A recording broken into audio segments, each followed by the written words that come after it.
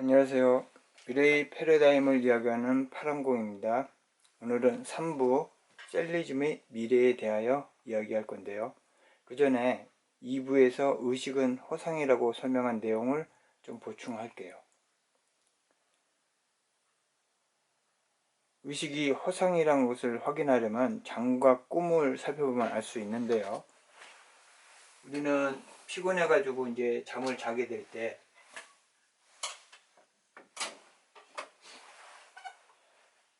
옷을 갈아입고 침대에 누워가지고 이불을 덮었는데도 잠이 안 올 때가 있죠. 그거는 몸이 아직 잠들기 준비가 안 됐다는 이야기인데, 이제 호르몬도 조절이 되어야지 되고, 체온도 조금 내려가고, 심박수도 줄고, 뇌기능도 조절이 돼야지 되고, 그 외에 잠자기 위해서 필요한 인체 기능이 작동이 되어야 우리가 잠을 들 수가 있는데, 그 몸의 기능이 제대로 무엇인가에 문제가 생겨서 준비가 안 되면은 이 몸에서는 의식으로 신호를 보내가지고 아직 의식이 잠들면 안 된다, 명령을 주는 것이죠.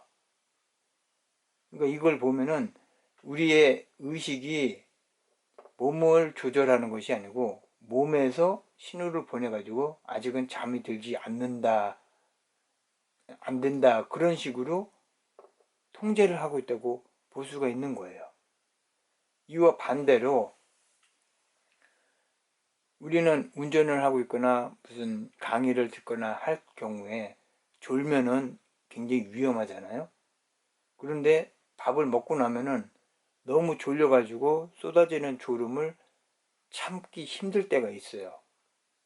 그것은 몸에서, 장에서 음식물 소화하는 게 더 중요하다고 판단했기 때문에 뇌로 가는 피를 끌어당기고, 경우에 따라서는 여 활동에 집중하기 위해서 뇌를 끊어버리죠. 차단을 시키죠. 그럼 잠이 드는 거예요. 그러니까 우리 의식은 목숨도 소중하고 강의도 소중한 거를 잘 알고 있는데도 몸을 조절을 못해요. 몸이 의식을 조절을 하고 있다는 것을 이 증상, 이런 현상만 봐도 알 수가 있는 것이죠. 그리고 이제 잠드는 과정을 보면은 이제 누워서 이제 잠이 들게 되면은 의식이 사라지죠. 꺼지죠. 그러면서 이제 그 다음날 뭐 자명종이 울리거나 창문으로 빛이 들어오면은 우리는 그때 의식이 활성화되면서 깨어나는 경험을 했을 거예요. 이러한 경험을 보면은 이 컴퓨터에서 일어나는 거하고 거의 똑같죠. 컴퓨터도 키보드나 마우스 입력이 없으면은 어느 정도 대기 시간을 갖다가 모니터 화면을 꺼버려요. 그래야 에너지도 절약할 수 있고 모니터 수명도 더 늘어나게 되고, 이러한 효과를 누리기 위해서 모니터 화면을 끄죠. 똑같은 식으로 사람도 잠이 들게 되면은 평상시 인체가 사용하는 에너지의 20%를 뇌가 사용하고 있거든요. 잠들 때 의식을 꺼버리면은 20%의 에너지가 절약이 되는 거예요. 그 에너지를 절약하기 위해서 몸은 의식이 이 밤에는 필요 없으니까 끄자, 이런 식으로 모니터를 끄는 것과 똑같은 식으로 몸에서 조작을 하는 거예요. 신호가 가가지고. 이렇게 볼 수가 있는 것이죠.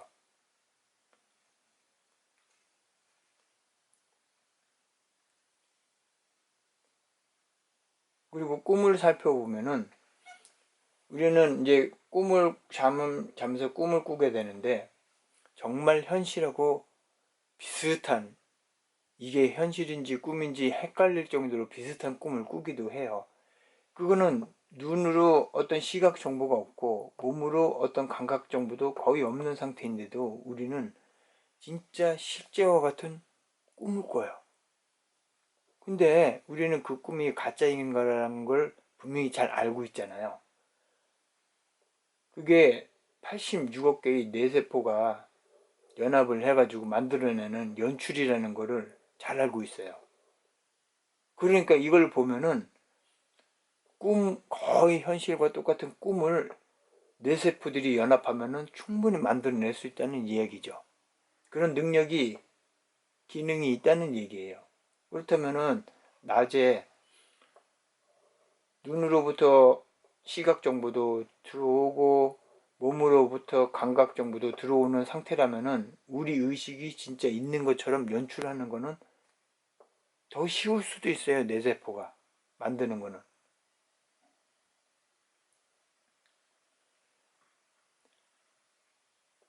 훨씬 더 쉽게 우리 의식이 깨어있는 동안에는 진짜 실제 하는 것처럼 충분히 뇌세포들이 연출할 수 있다는 것이죠.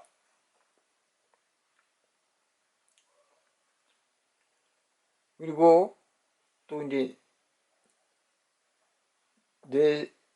우리 의식이 전혀 관여 안 하고 이제 활동되는 동작 중에 하나가 반사신경을 볼 수가 있는데, 만약 이 꼬마한테 누가 공을 던져서 확 날아오는 게 이 꼬마가 보고서 피했을 때, 이거는 우리 의식이 저 공이 위험하니까 피하자, 그렇게 작동하지 않잖아요.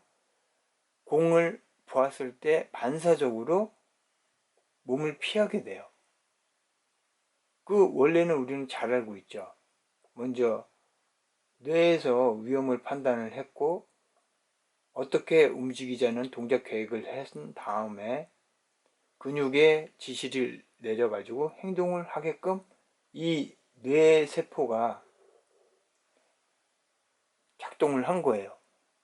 그거는 우리 의식을 거치게 되면은 시간이 훨씬 더 길어지니까 뇌세포가 의식은 무시하고 직접적으로 몸을 움직이게끔 개입을 한 거예요.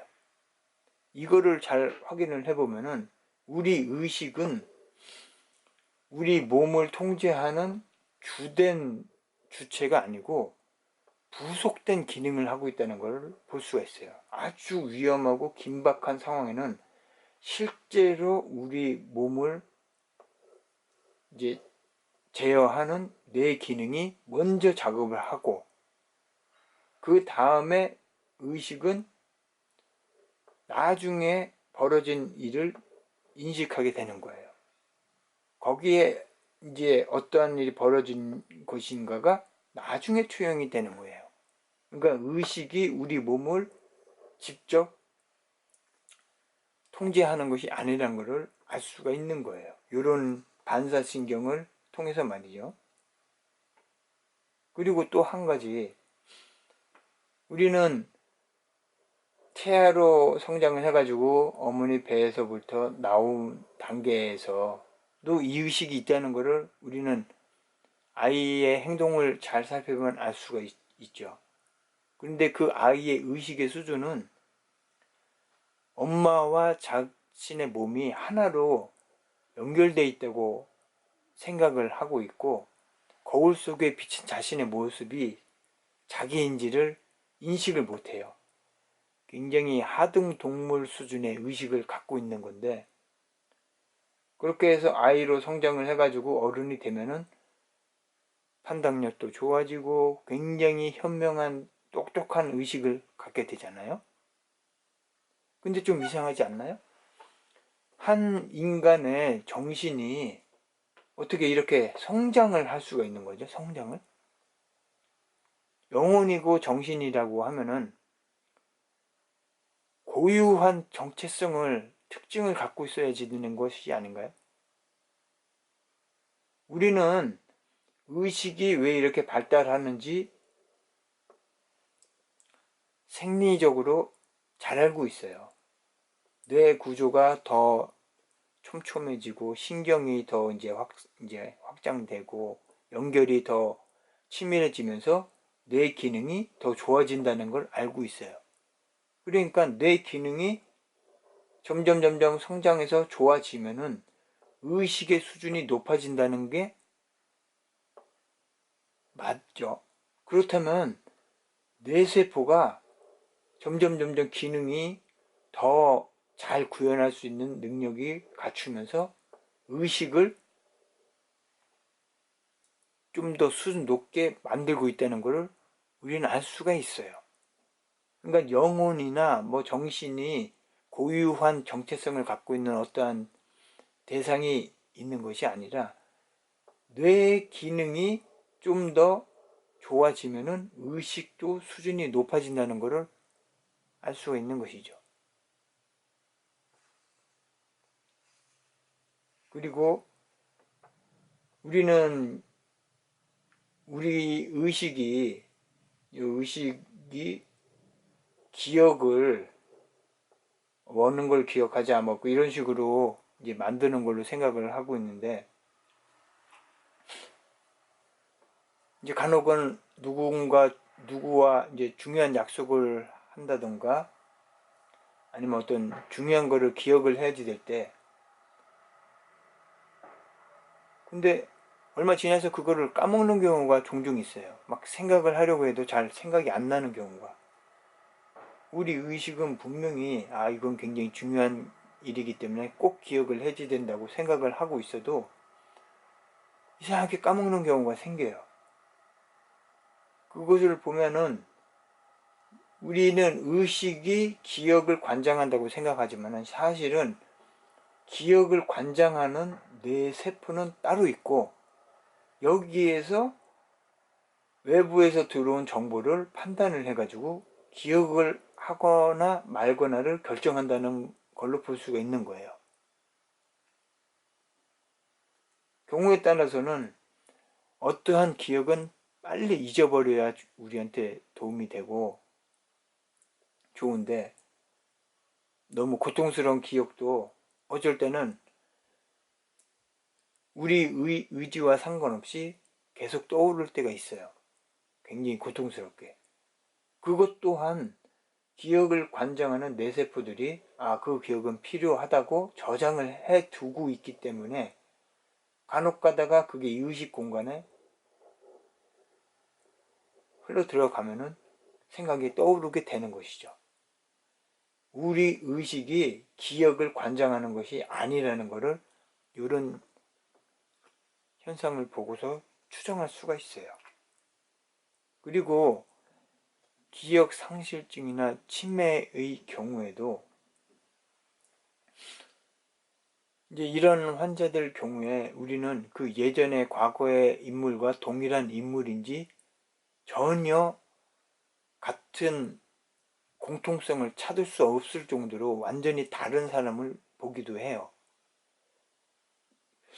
똑같은 사람인데 물리적으로, 그리고 정신이 있다고 하면, 영혼이 있다면 똑같은 사람인데 완전히 다른 사람처럼 행동을 하는 사람이, 그런 환자들이 이제 있잖아요.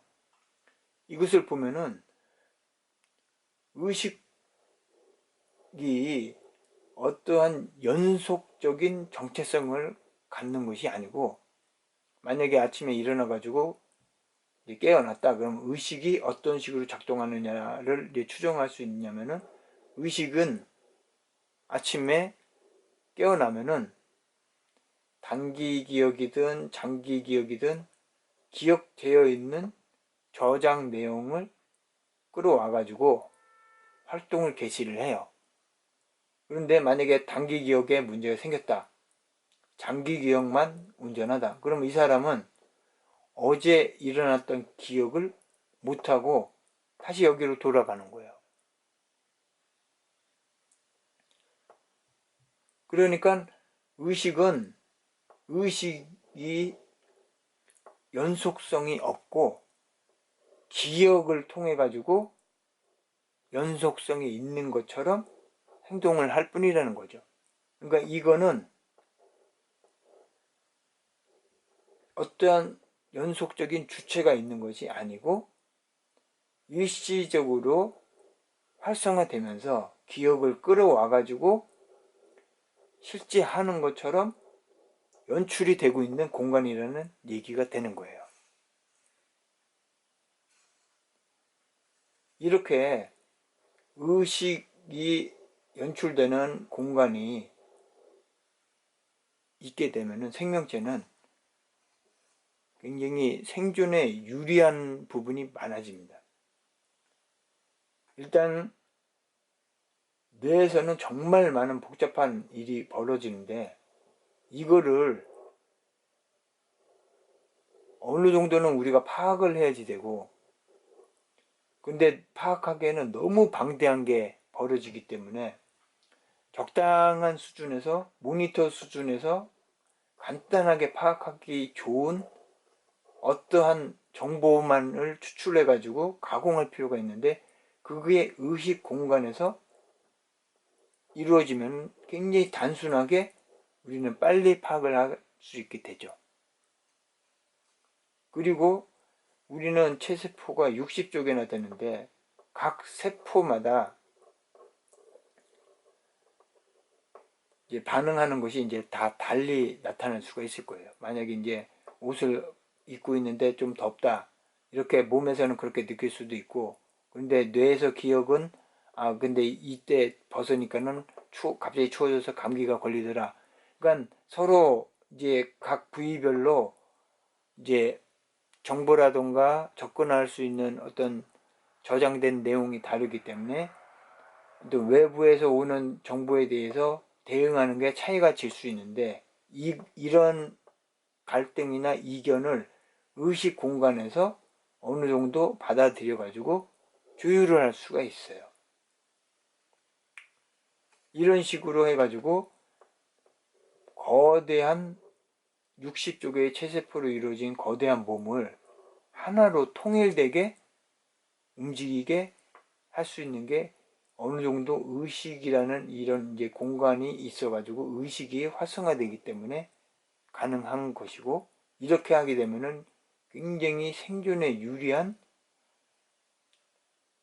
점이 많아지는 것이죠. 이런 식으로 86억 개의 뇌세포는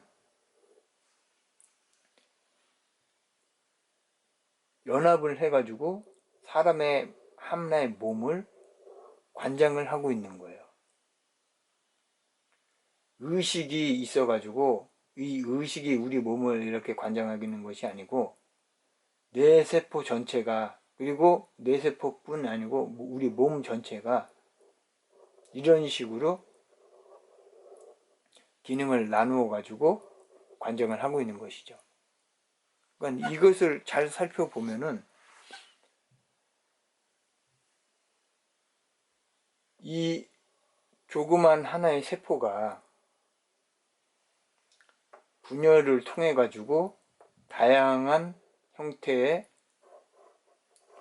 구조의 기능을 갖는 세포로 분화도 시켜 가지고 거대한 몸을 만들어내는 식으로 해서 요 세포가 영생을 할 수 있도록 이러한 생존 전략을 구사하고 있다는 것을 우리는 알 수가 있는 거예요. 그리고 이 세포는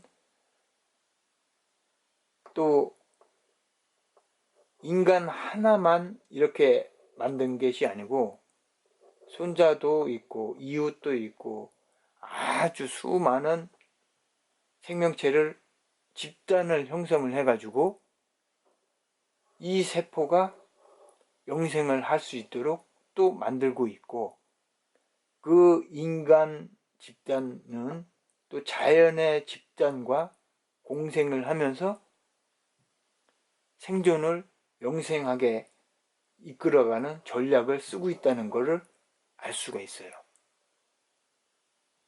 이렇게 이 세포는 단지 자기 혼자 사는 것이 아니고 이러한 전략을 구사를 해가지고 전 지구상의 생명체와 공생을 하면서 집단이 되었다가 세포 일부가 되었다가 그러한 관계로 형성을 하면서 생존을 이어가고 있는 그러한 특징을 가지고 있다고 볼 수가 있는 것이죠. 오늘은 여기까지 내용을 정리를 하고요.